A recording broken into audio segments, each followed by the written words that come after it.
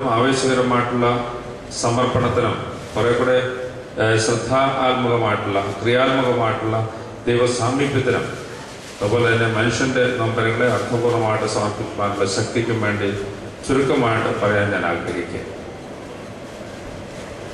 ഈയിടയ്ക്ക് അമേരിക്കയിൽ വിദ്യാർത്ഥി പ്രസ്ഥാനത്തിന്റെ ഏതാനും കോൺഫറൻസുകൾ നടന്നു. അതിൽ ആദ്യത്തേത് ഞാൻ പങ്കെടുത്തു. ഞാൻ ആകെ 2 എണ്ണത്തിലേ പങ്കെടുത്തുള്ളൂ. സമയത്തിന്റെ പരിമിതികളുണ്ട്. കാരണം അറ്റ്ലാന്റയിൽ വെച്ച് നടന്ന നാഷണൽ ലീഡർഷിപ്പ് കോൺഫറൻസ് 150 കുട്ടികളാണ്. 150 കുട്ടികൾ പോലും ഇല്ലായിരുന്നു. പക്ഷെ മിക്ക ഇടവകളിൽ നിന്നും 1-2 ഇടവകയുടെ വലിപ്പം അനുസരിച്ച് 5 വരെ അംഗങ്ങൾക്ക് പങ്കെടുക്കാവുന്ന വിധത്തിലായിരുന്നു അതിന്റെ ക്രമീകരണം. അതിന്റെ ബാഹ്യമായിരിക്കുമെന്ന് എനിക്ക് തോന്നുന്നു.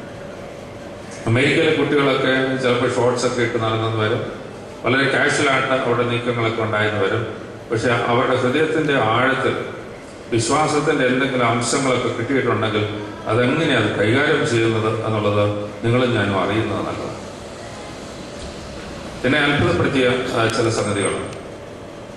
അതിൽ പല കുട്ടികളും നോമ്പൊന്നും അല്ലെങ്കിലും പല ദിവസങ്ങൾ തുടർച്ചയായിട്ട് ഉപവസിച്ച് പ്രാർത്ഥിച്ച് ആ രീതിയിലുള്ള ഒരുക്കത്തിലൂടെയാണ് അവരുടെ കോൺഫറൻസിൽ പങ്കെടുത്തത്. ബുധനും വെള്ളിയും മിക്ക കുട്ടികളും വളരെ തീക്ഷ്ണമായിട്ടുള്ള രീതിയിൽ ഉപവസിച്ച് പ്രാർത്ഥിച്ചു.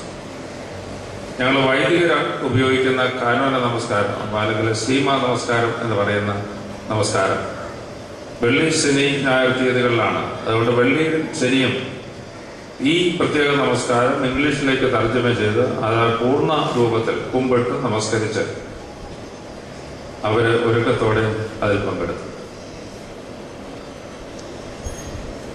വളരെ ശ്രദ്ധയാണ്. അത് വളരെ കാഷ്വലായിട്ട് ആരെങ്കിലും പറഞ്ഞിട്ടല്ല, നല്ല അനുഭവങ്ങളുടെ സമ്പന്നതയിലാണ് അവരതെല്ലാം കൈകാര്യം ചെയ്യുന്നത്. അവർ വളരെ അടുക്കും ചുറ്റിയുള്ളതായിട്ട് അവര് ഓരോരുത്തർക്ക് ഉത്തരവാദിത്തങ്ങൾ ഷെയർ ചെയ്തിട്ട് എല്ലാവരും സ്റ്റേജിൽ കയറാനുള്ള ഒരു വെപ്രാളത്തിലല്ല.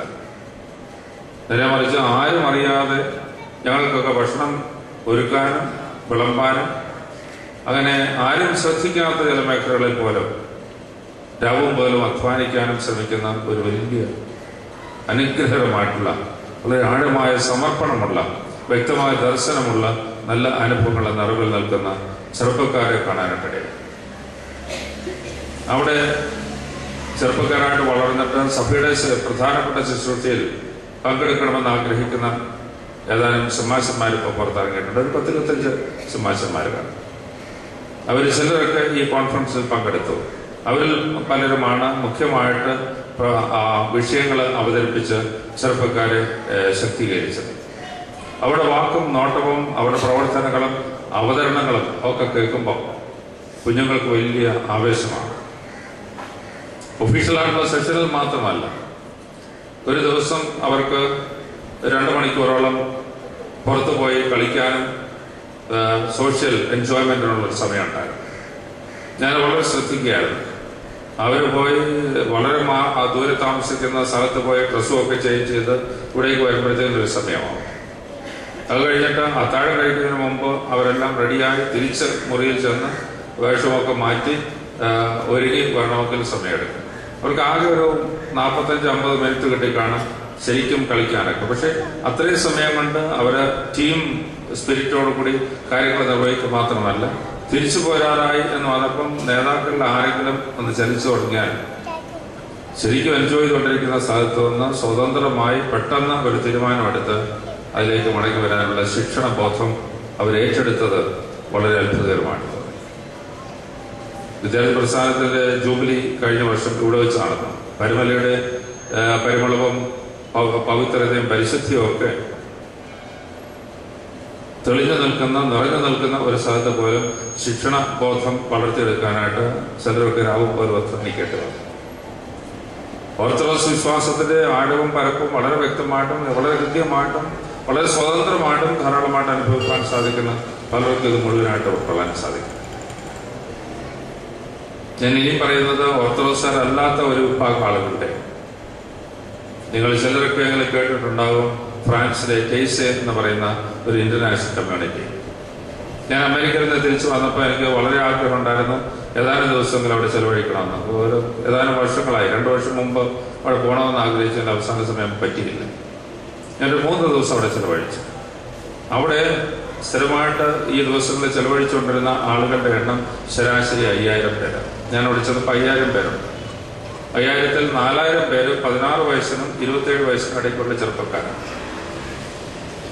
500 പേര് ഇതിൽ താഴെ പ്രായമുള്ള കൊച്ചുകുട്ടികളും ഡിഗ്രി കുട്ടികൾ വരെയുള്ളത്. 500 പേര് ഇതിനേക്കാൾ പ്രായമായവരാണ്. അങ്ങനെ 5000 പേര് ഒരേ സമയത്ത് ആ ക്യാമ്പസിൽ കഴിയുന്നു. അവരുടെ ഭക്ഷണം, താമസം, മറ്റെല്ലാ ക്രമീകരണങ്ങളും. പക്ഷേ വളരെ മനോഹരമായിട്ടുള്ള ഒരു ചാപ്പലുണ്ട്. വളരെ സിമ്പിളായിട്ടുള്ള ഒരു ചാപ്പലാണ്. ആ ചാപ്പലിൽ 8:30-ക്ക് നമസ്കാരം എന്ന് പറഞ്ഞാൽ 7:45 ആകുമ്പോഴെങ്കിലും ആ പള്ളി നിറഞ്ഞിരിക്കും. അന്നേരം മുതൽ അനൗദ്യോഗികമായിട്ടുള്ള പ്രാർത്ഥനകളും ചാൻഡിങ്സും ഒക്കെ തുടങ്ങും. ആളുകളിങ്ങനെ വന്നുകൊണ്ടിരിക്കും.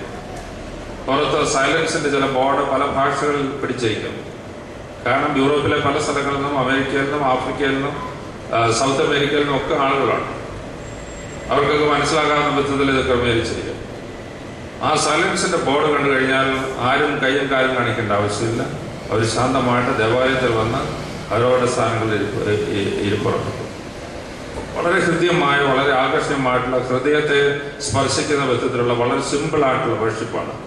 But it pierces into the hearts of the faithful. Something remarkable. നമ്മൾ വോളിയൂംസ് ഓഫ് പ്രേയേഴ്സ് ഒരേ സമയത്ത് പറയും. അവരതിൽ നിന്ന് തിരഞ്ഞെടുത്ത് കുറേ ഭാഗങ്ങൾ മാത്രം പറയും.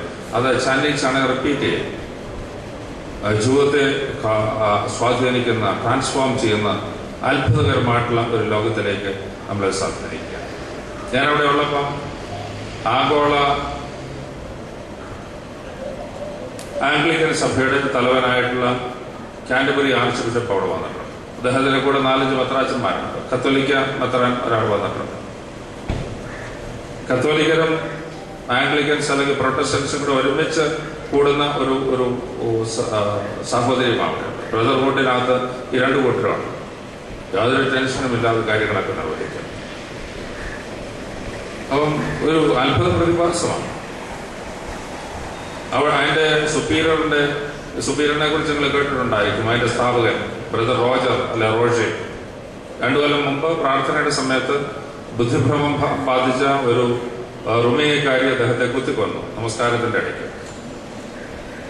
അദ്ദേഹത്തിന്റെ കബറിടം കാണാനായിട്ട് ചെന്നപ്പം മറ്റു പ്രദേശത്തെ പോലെ സാധാരണയായിട്ടുള്ള ഒരു കബറിടം വളരെ സിമ്പിളായിട്ട് അവിടെ ക്രമീകരിച്ചിരിക്കുക. നമ്മൾ ചില മൂല്യങ്ങളെ കുറിച്ച് സ്വപ്നം കാണും, യാഥാർത്ഥ്യമാക്കാൻ നമുക്ക് വളരെയധികം കഷ്ടപ്പാടുണ്ട്.